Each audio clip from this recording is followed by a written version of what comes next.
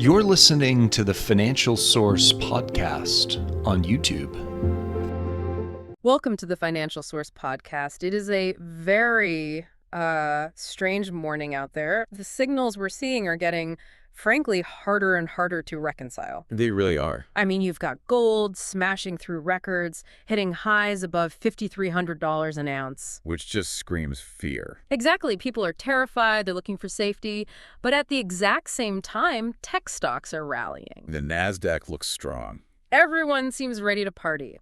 It's Wednesday, January 28th, 2026.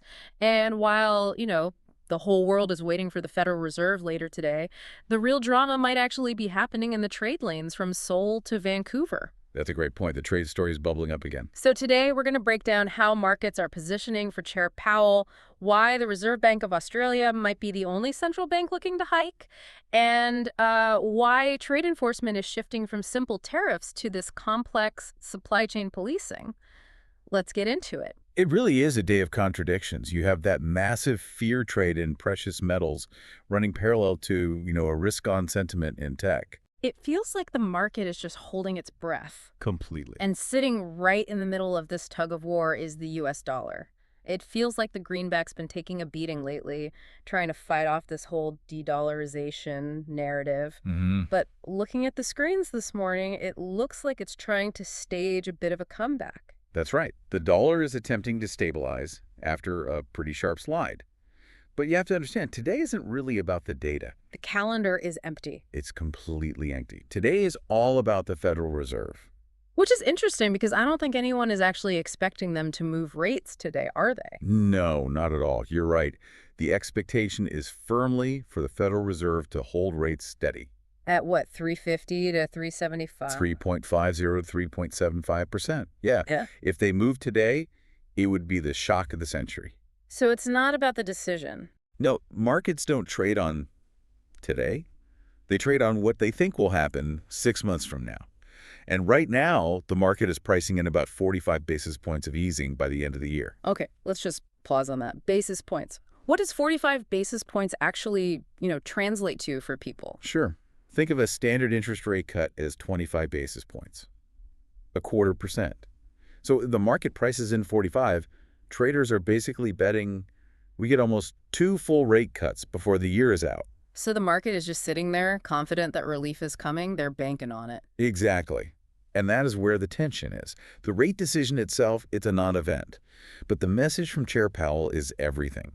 The market is obsessed with his tone. So if he sounds patient, if he signals patience, suggests they're comfortable waiting, that likely lifts the dollar. It validates that kind of holding pattern. And if he goes the other way, if he sounds worried, then you could see that dollar downside trade reignite. The market would bet pec cuts are coming sooner and maybe faster. It's a high-stakes game of poker then. But while we're all watching the Fed, the euro has been climbing. I saw it hit, 1.2082 against the dollar? Yeah, levels we haven't seen since mid-2021. That's a huge move. It is significant. And this brings up the other side of the equation. There's a, let's call it a pain threshold for the European Central Bank. Right, because a strong currency sounds good, but it actually causes problems. It causes major problems for an export economy. If the euro gets too strong, European goods get very expensive. That hurts growth.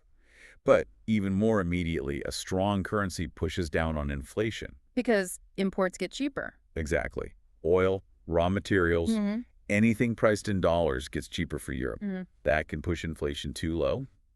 So traders are now watching very, very closely to see if the European Central Bank pushes back at their meeting next week. They might have to cut rates just to weaken their own currency. We're entering a zone where the currency's value becomes a policy problem for them. So the Fed is figuring out when to cut.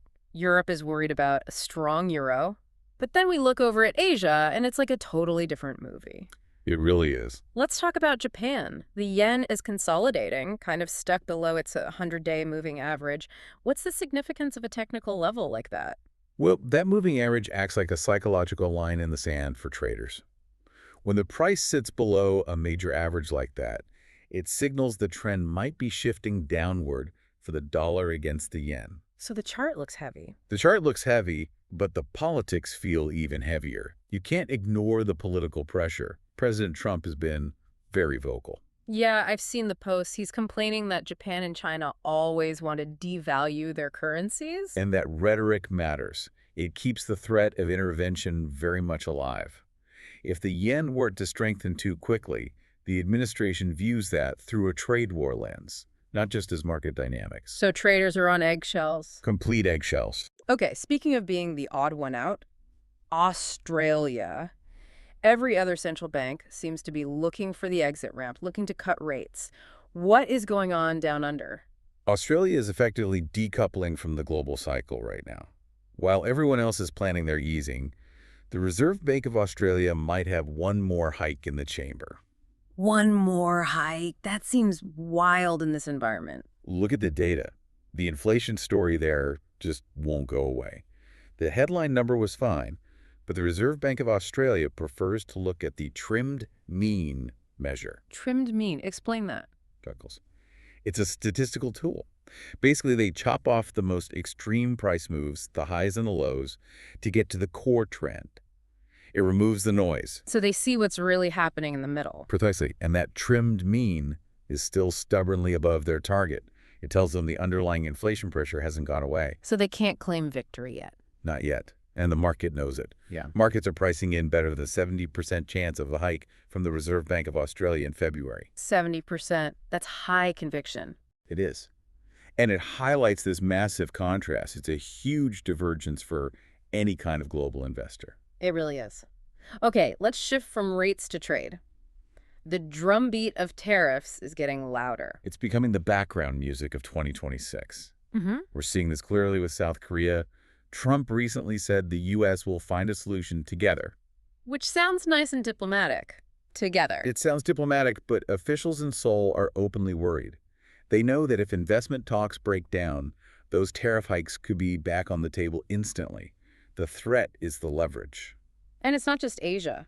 This story with Canada and electric vehicles feels like a major shift. This is a critical evolution. We used to talk about bilateral tariffs. Now we're talking about what I call supply chain policing. Supply chain policing, what does that actually mean? Means the U.S. isn't just looking at the country stamp on the final product. They're looking through the border to where it originated. United States Trade Representative Greer drew a very hard line. So no loopholes. No loopholes. The message is, Chinese EVs will not be allowed to enter the U.S. via Canada without hitting heavy levies. You can't just move production to a friendly neighbor to bypass restrictions anymore. So you have to pick a side. You really do. And while the U.S. is playing defense, China's playing offense. Or maybe just strategic survival. I saw Beijing has resumed buying Canadian canola. That caught my eye as well. Bloomberg reported it. Is that a peace offering? I wouldn't call it a peace offering. I'd call it pragmatic. It's China actively managing its import dependencies. So it's about food security. Exactly. Amidst all the trade noise, they are making sure they have the raw materials they need. It shows they separate the politics from the pantry when they have to. A global chess game. Okay, let's pivot to commodities. Gold. $5,311 an ounce. A staggering number. It's a historic milestone. Yeah. A fresh all-time high. What's driving that? Just the weaker dollar? The dollar helps, for sure. But Uh-huh. you don't get to 5,300 just on currency moves. This is a fear trade. Fear of what exactly? Event risk. People are looking at the trade wars, the geopolitics, the debt levels, and they're buying insurance. Silver's doing the same, hovering near records. So metals are screaming caution. But then energy seems to be running out of steam. Natural gas at Henry Hub is back below $4. Right. And that's because the panic from the Arctic storm is subsiding. That was a weather trade. A temporary shock. Exactly. Yeah. The market is efficient. Production is coming back online, so the risk premium's coming out of the price. The worst of it seems to be passing.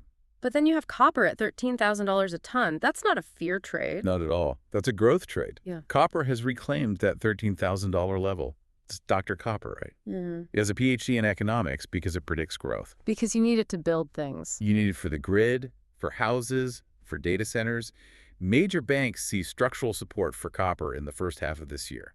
They think the physical demand is real, especially if the dollar stays soft. So you have gold rising on fear and copper rising on structural demand.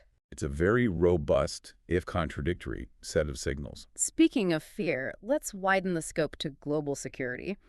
The Russia-Ukraine situation seems stuck. Stuck in a very dangerous phase. Diplomacy is very complicated, which is code for we're nowhere near a breakthrough. And Europe is talking about building its own defense capacity. Which costs a huge amount of money.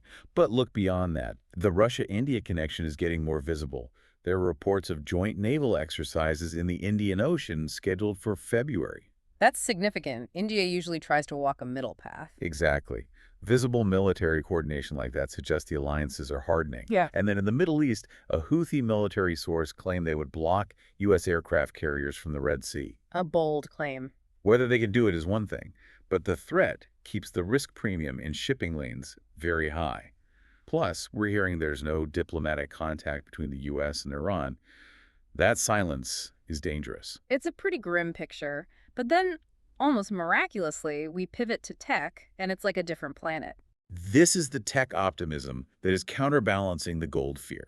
Despite all the tariffs and wars, semiconductors are moving. They are. We saw reports that China has approved imports of over 400,000 NVIDIA H200 chips. 400,000? I thought high-end AI chips were restricted. There are heavy restrictions, but approvals are still happening for certain versions of the chips.